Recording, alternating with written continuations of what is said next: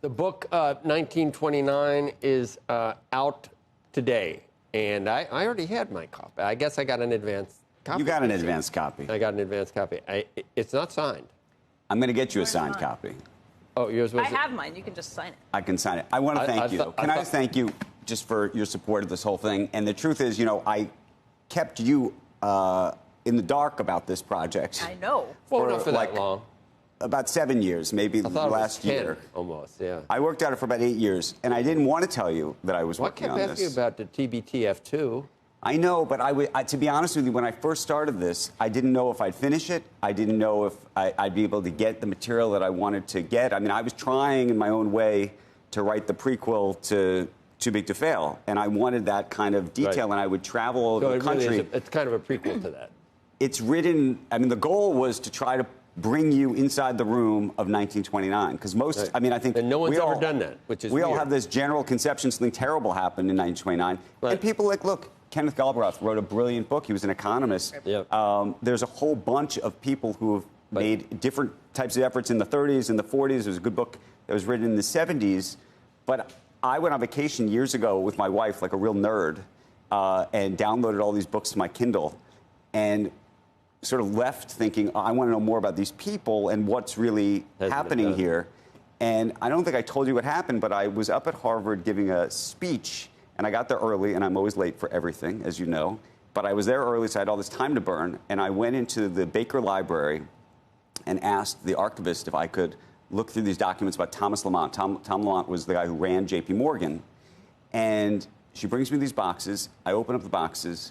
And inside these boxes are transcripts that Tom Lamont had, that his secretary was keeping, of his conversations with Hoover and Roosevelt. And you could actually see them talking to each other, literally like what they were. And I thought, okay, that's, by the way, what I needed for Too Big to Fail to work, that kind of thing. But back then I could interview the people. And she said to me, Andrew, you can't write this book. This is not really going to work out for you. I'd read Too Big to Fail. You're not going to be able to get the granular detail. And she was right in that. The librarian said that? That's what the archivist said. The archivist. That's what the librarian said to me. She said, I read your book. You can't. It's not going to work out for you.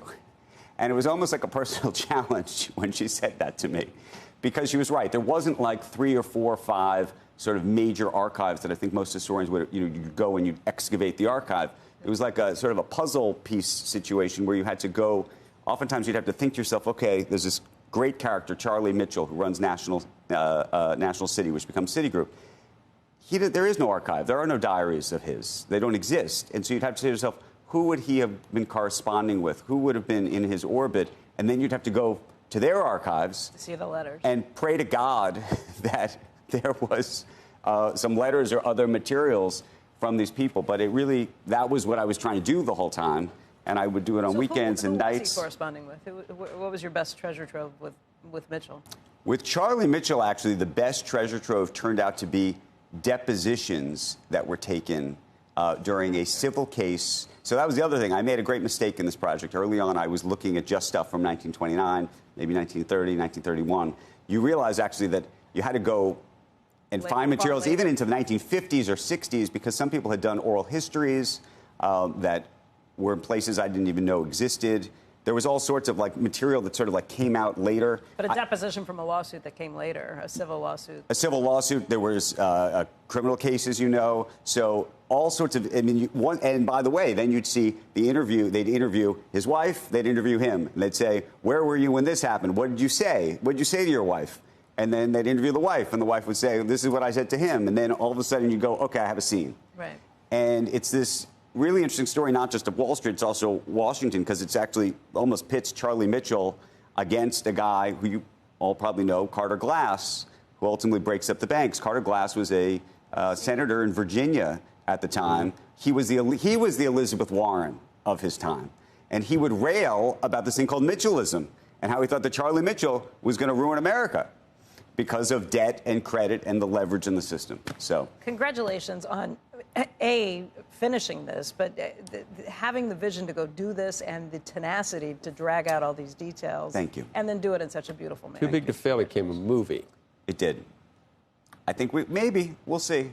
Is that the right Could it be a movie? I mean, there have been people... Limited series type? We've had a couple, literally in the past couple weeks, there's been a whole bunch of people who've approached us about different kinds of things. Amazing Maybe you can make a movie, maybe something that happened that long ago. It's, you're bringing it back out, and it needed to be done. I think that's what you thought, anyway, on a personal... That was my hope, and I hope, by the way, that when people read it, I'm not trying to say there's a crash coming at all, but there are these sort of eerie parallels between things, and I do think there's some lessons embedded, and I try not to do it with a strong hand. I just try to tell you the story, and then hopefully you can see it. But if you're a nerd, you might like it because there's lots of endnotes, and hopefully if you like it as a beach read, it's a thriller too. So it's a thriller.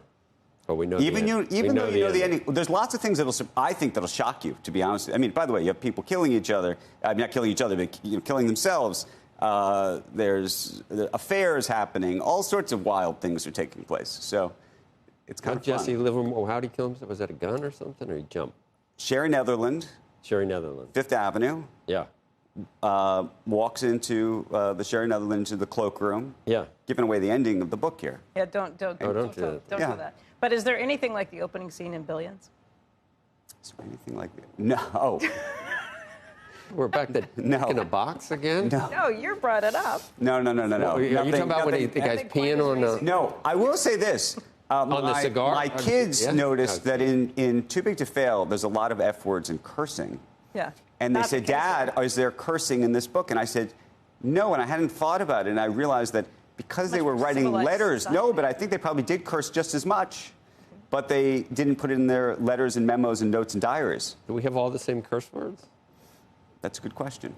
They smoked a lot of cigarettes. Yeah. A lot of cigarettes. Oh, great. The actors will love being in that. They still love smoking in those movies. I think they're clove cigarette. I don't know. Anyway, the book is out today. It's 1929. Thank you. You should get your copy quickly.